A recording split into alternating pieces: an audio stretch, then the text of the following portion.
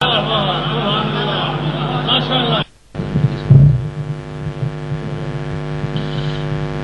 دیگر طلبات کو آواز بلا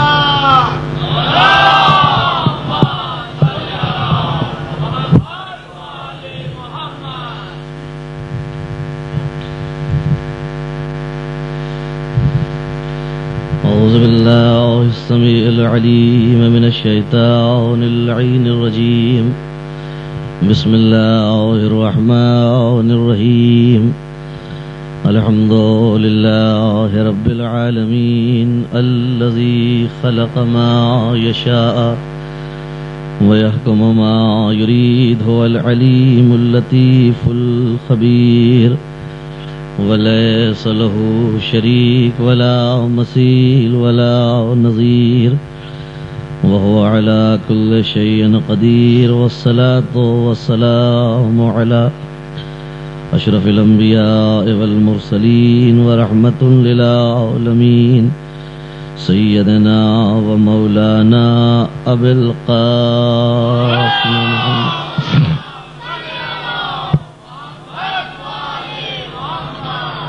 وعلى أهل بيته الطيبين الطاهرين المعصومين المظلومين أما بعد فقد قال الله الحكيم في كتابه الكريم بسم الله الرحمن الرحيم فلا وربك لا يؤمنون حتى يحكموك فيما شجر بينهم ثم لا يجدوا في أنفسهم حرجا مما قضيت ويسلموا تسليما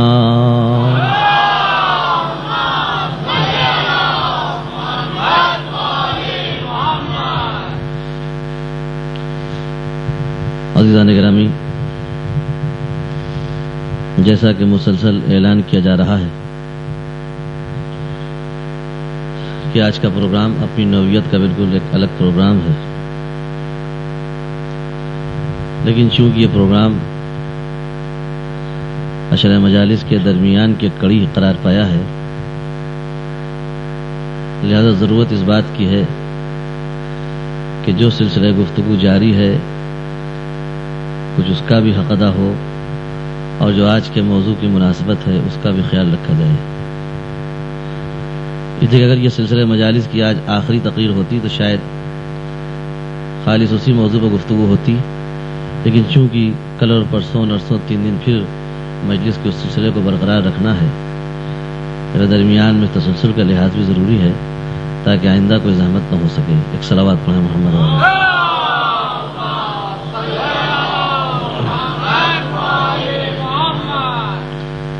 دنیا میں کوئی انسان ایسا نہیں ہے جس کی خواہش اور جس کی آرزو یہ نہ ہو کہ لوگ ہم سے محبت کریں۔ کسی مذہب، کسی نظریے، کسی مسلک سے تعلق رکھنے والا انسان ہو، ہر آدمی یہی چاہتا ہے کہ لوگوں کے دلوں میں ہماری محبت پیدا ہو جائے، لوگوں کے دلوں میں ہمارے لیے خلوص اور عقیدت کی جگہ بن جائے۔ اور انسان لوگوں کے دلوں میں جگہ بنانے کے لیے مختلف ذرائع اور مختلف وسائل اختیار کرتا ہے۔ کبھی تعلقات کو ذریعہ بناتا ہے تاکہ لوگوں کے دلوں میں ہماری جگہ ہو جائے، کبھی دعوت اور ضیافت کو ذریعہ بناتا ہے کہ لوگ ہم سے محبت کرنے لگیں، کبھی کچھ مالی امداد بطور قرض دے دیتا ہے کہ لوگوں کے دل میں ہماری جگہ بن جائے۔ لیکن عزیزان گرامی، دنیا والوں نے دلوں میں جگہ بنانے کے لیے جتنے وسائل اور جتنے ذرائع اختیار کیے، ان تمام وسائل میں کمزوری پائی جاتی ہے، اور وہ کمزوری یہ ہے کہ ہم نے آپ سے تعلقات پیدا کیے کہ آپ کے دل میں ہماری جگہ بن جائے۔ ایک آدمی ایسا پیدا ہو گیا جو ہم سے بہتر تعلقات پیدا کرنا جانتا ہے۔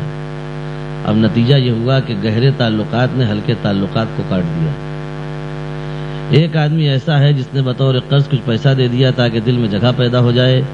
ایک صاحب نے کہا ہم بطور قرض نہیں دے رہے ہیں، آپ اس کو رکھیے، یہ آپ ہی کا پیسہ ہے۔ اب ہماری محبت کم ہو گئی، اس کی محبت زیادہ ہو گئی۔ ایک آدمی نے دعوت کی تاکہ اس کی محبت ہمارے دل میں پیدا ہو جائے، ایک شخص ایسا پیدا ہو گیا جس نے اس سے بہتر دعوت کر دی۔ نتیجہ یہ ہوا کہ تعلقات کو تعلقات نے کاٹ دیا، پیسے کو پیسے نے کاٹ دیا، دعوت کو دعوت نے کاٹ دیا۔ اسی لیے اسلام نے آواز دی ان الذین آمنوا وعملوا الصالحات سیجعل لهم الرحمن ودا، خبردار لوگوں کے دلوں میں جگہ بنانے کے لیے نہ دولت کو ذریعہ بنانا، نہ تعلقات کو ذریعہ بنانا، نہ ضیافت کو ذریعہ بنانا، نہ دعوت کو ذریعہ بنانا، لیکن دعوت بھی کٹ جائے گی، تعلقات بھی کٹ جائیں گے، پیسے کو پیسہ کاٹ دے گا۔ ان الذین آمنوا وعملوا الصالحات، ایمان و کردار کو ذریعہ بنانا، اس لیے کہ نہ ایمان کٹ سکتا ہے نہ کردار کٹ سکتا ہے۔ دنیا کی آج تک کوئی طاقت پیدا نہ ہوئی جو ایمان کو کاٹ دے، اور آج تک کوئی طاقت پیدا نہ ہوئی جو انسان کے کردار کو کاٹ دے۔ تم صاحب ایمان و کردار بن جاؤ، لوگوں کے دلوں میں تمہاری جگہ ہم خود بخود بنا دیں۔ آج عالمی پیمانے پر جن شخصیتوں کے تذکرے دہرائے جاتے ہیں، اگر ہمارے دل میں ان کی جگہ نہ ہوتی، اگر عالم انسانیت کے دل میں ان کے لیے کوئی گنجائش نہ پائی جاتی، تو آج اس موضوع پر اکٹھا ہونے والے مختلف فکر، مختلف نظریے کے لوگ یکجا نہ ہوتے، نہ آتے۔ یہ آنا خود اس بات کا اعلان ہے کہ اس مجمع سے، اس عقیدت سے، اس کھچاؤ سے پہچانو کہ کربلا والوں کا ایمان کیا ہے، کربلا والوں کا کردار کیا ہے۔ ایک صلوات پڑھیں محمد والے محمد۔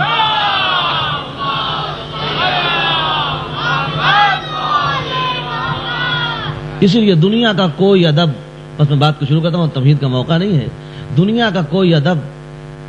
دنیا کا کوئی لٹریچر جب اپنے لیے کسی موضوع کا انتخاب کرتا ہے تو ظاہر ہے کہ جتنا عظیم موضوع ہوگا اتنا ہی بڑا ادب ہوگا، جیسا کردار ہوگا ویسے ہی لٹریچر ہوگا، جیسے ہی موضوع ہوگا ویسے ہی ادب میں گنجائش پائی جائے گی۔ لیکن اگر کسی ادب کا موضوع لافانی ہو، کسی ادب کا موضوع ایسا ہو کہ جس کے کردار کی کوئی انتہا ہی نہ ہو، جس کے کمالات کی کوئی حد ہی نہ پائی جا رہی ہو، تو ماننا پڑے گا جب موضوع اتنا عظیم ہے تو ادب بھی بہت عظیم ہو۔ اب اتنا موقع نہیں رہ گیا کہ میں تفصیل سے پورا نقشہ کھینچوں، مگر میں سمجھتا ہوں آپ اہل نظر ہیں اور آپ کو زیادہ دور تک لے جانے کی ضرورت نہیں پڑے گی، آپ بات کو جلدی محسوس کر لیں گے۔ ایک مرتبہ صلوات پڑھیں محمد والے محمد۔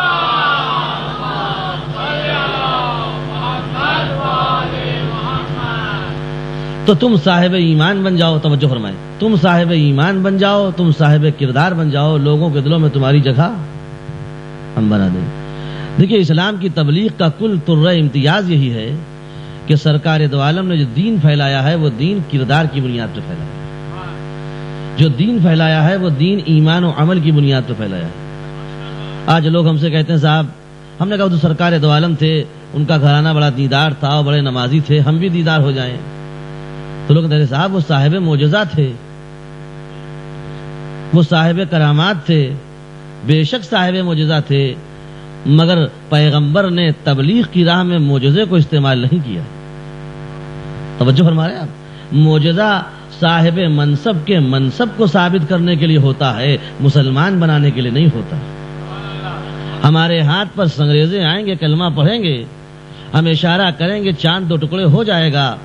ہمارے سامنے درخت ہمارے کردار کی گواہی دیں گے، لیکن جب مسلمان بنانے کی بات آئے گی تو ہم معجزے سے مسلمان نہیں بنائیں گے۔ معجزہ ہمارے رسالت کے عہدے کو ثابت کرنے کے لیے ہے، مسلمان بنانے کے لیے نہیں۔ توجہ فرمائیں، ہم کسی غیر معمولی طاقت سے کلمہ نہیں پڑھواتے۔ اگر غیر معمولی طاقت سے اپنے سامنے جھکانا ہوتا تو وہ پروردگار کہ جس کے سامنے، آدم کے سامنے اگر حکم خدا سے شیطان نہیں جھک رہا تھا تو پروردگار ملک الموت کو حکم دیتا تم آدم کو سجدہ کرتے ہو کہ نہیں، ورنہ تمہاری روح قبض ہو جائے گی۔ کیا ابلیس کی مجال تھی سجدے سے انکار کرے گا؟ مگر پروردگار نے کہا حق کی قبولیت میں ہم جبر سے کام نہیں لیتے، اختیار دے دیتے ہیں۔ یہ ہماری بڑی پرانی سیرت ہے، ہم جب حق کو قبول کروانا چاہیں گے تو جبر سے کام نہیں لیں گے، سختی سے کام نہیں لیں گے، اختیار دے دیں گے، مانو چاہے نہ مانو۔ تبلیغ کے منزل میں غیر معمولی کام نہیں لیا جاتا، تبلیغ کی منزل میں کردار پیش کیا جاتا ہے، ورنہ اگر پیغمبر مسلمان بنانے میں معجزہ پیش کر دیتے تو آپ یہ بتائیں کہ وہ سنگریزے جو نبی کے ہاتھ پہ آ کے کلمہ پڑھ سکتے ہوں، کیا مجال تھی کہ ابو جہل کلمہ پڑھنے سے انکار کر دیتا؟